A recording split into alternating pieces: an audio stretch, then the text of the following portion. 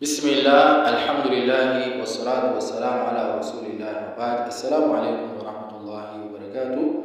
Chers frères, chers sœurs en foi, nous allons parler dans cette rencontre, le cours numéro 2 dans notre étude du livre Al-Fiqh al-Muyassar, donc la jurisprudence simplifiée. Aujourd'hui, nous allons parler de la purification et ses types, c'est-à-dire Al-Tahara wa Aqsamuha, et donc comment comprendre la purification en islam. Il faut savoir que la purification est le premier chapitre du fiqh.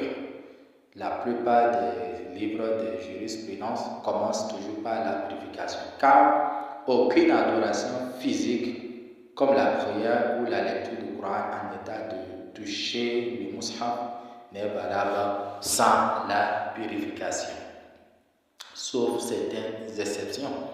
Et Allah subhanahu wa ta'ala a dit quoi? Inna Allah yuhibbu at-tawwabina wa yuhibbu al-mutatahhirin. Allah aime ceux qui se repentent et il aime ceux qui se purifient.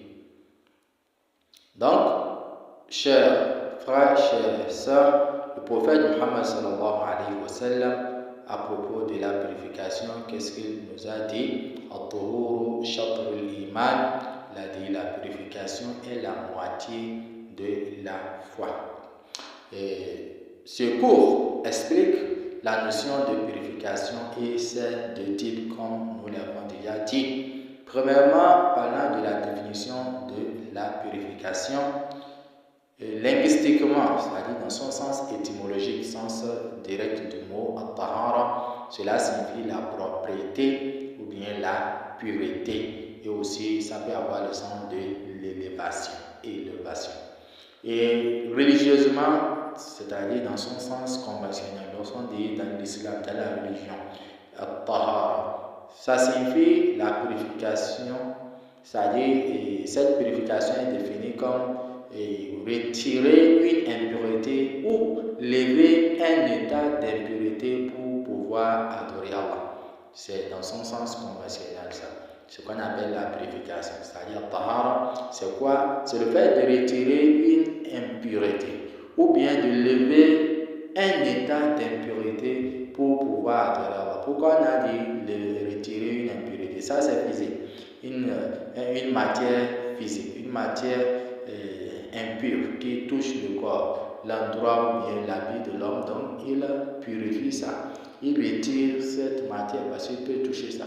Mais parlant d'un état d'impureté, comme quelqu'un qui urine, il n'est plus, propre, c'est au vu de l'islam pour adorer Allah.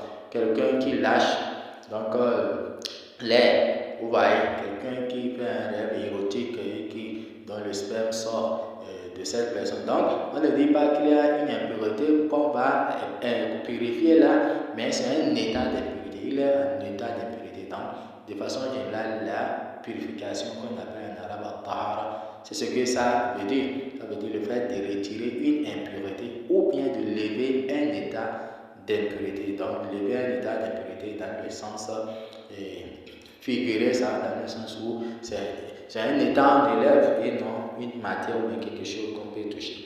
Et donc, elle peut concerner quoi? Le corps, les vêtements, le lieu de la prière ou aussi l'état spirituel du Coran.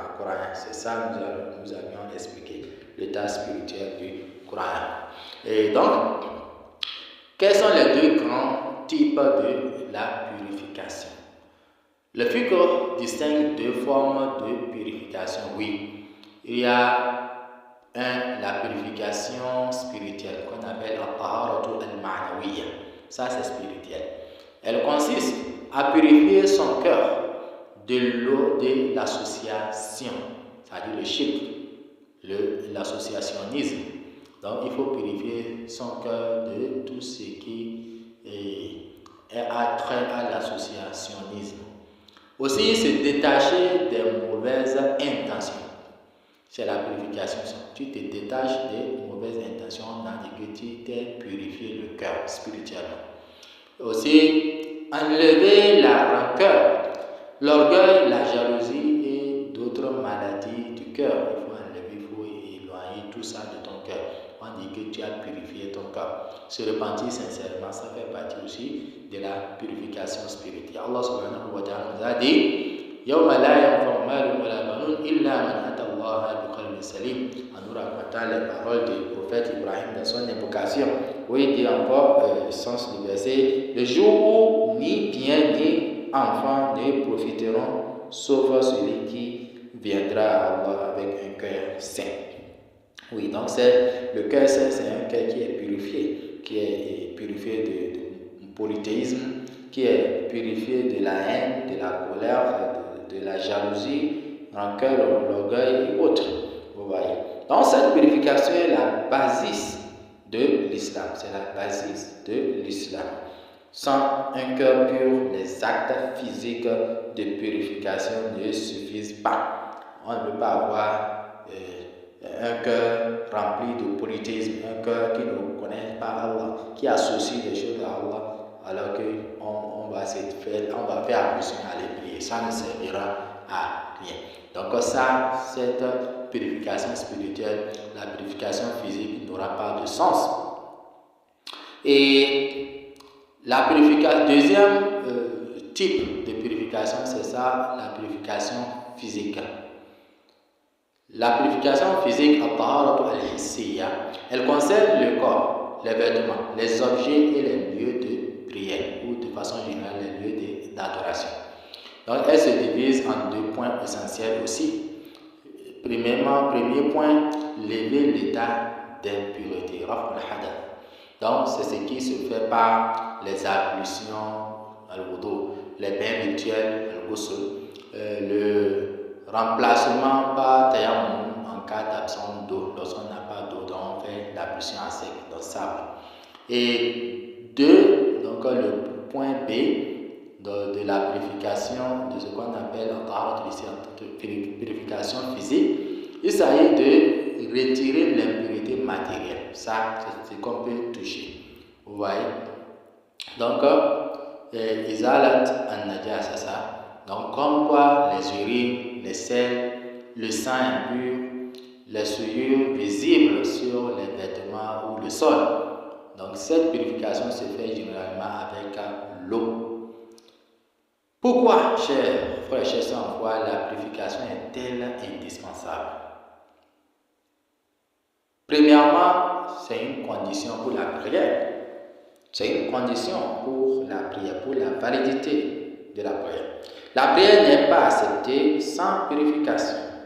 Le prophète sallallahu alayhi wa sallam a dit: Allah n'accepte pas la prière de celui qui n'est pas purifié. Donc Allah n'accepte pas la prière de celui qui n'est pas purifié. Vous voyez. Et pourquoi la purification est indispensable? Deuxième chose, c'est une condition pour toucher le mushaf. Une condition pour toucher le livre d'Allah subhanahu wa ta'ala. Même s'il y a des paroles, des propos des savants à propos de cela, ou dans certains cas c'est permis, mais de façon générale, ce que les savants ont dit dans l'ancien temps et à notre époque, c'est que la base, on ne doit pas toucher mushaf lorsqu'on est dans la grande impureté. Donc selon l'avis majoritaire, il faut être purifié pour toucher le Coran physique. Et aussi, c'est une condition pour le tawaf, pour la circumambulation tournée autour de la Kaaba. Le tawaf autour de la Kaaba nécessite le même état que la prière. C'est un élément fondamental de l'hygiène musulmane. Et l'islam encourage la propriété du corps, du vêtement, de la maison, du lieu de prière. Et aussi, ce sont des moyens. La purification, c'est pas ces moyens-là, les moyens de purification selon le fiqh. Vous voyez, ce sont des moyens de purification. Les moyens utilisés pour la purification sont l'eau, le principal moyen. C'est l'eau qui est le principal moyen pour se purifier. Et nous étudions ces types dans le cours suivant, Inch'Allah. Et il y a aussi la terre. Donc, utilisé dans le terme preuve de la facilité de cette religion. La terre peut être utilisée pour la purification aussi. Il y a aussi le repentir, c'est la purification du cœur. Ça, c'est lié à la purification spirituelle dont nous avons parlé. Et une religion de facilité, cette religion, l'islam, est une religion de facilité. C'est pour cela que Allah subhanahu wa ta'ala nous a facilité beaucoup de choses dans notre religion. Et Allah nous a dit aussi Ma yuridullahu liyaj'ala alaykum min haraj walakin yuridu liyutahhirakum. Allah ne veut pas vous imposer de gêne, mais il veut vous purifier. C'est la purification Allah veut de nous et non de nous imposer de gêne dans notre acte d'adoration. Ainsi, la purification en islam est simple, accessible, adaptée à chaque situation, que ce soit en situation de la maladie, de voyage, manque d'eau. Allah, l'islam nous a montré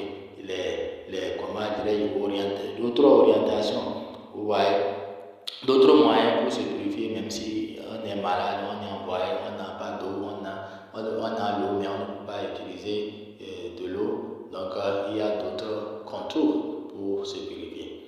Alors, quel est le point ou les points pratiques qu'on peut retenir à travers ce cours d'aujourd'hui?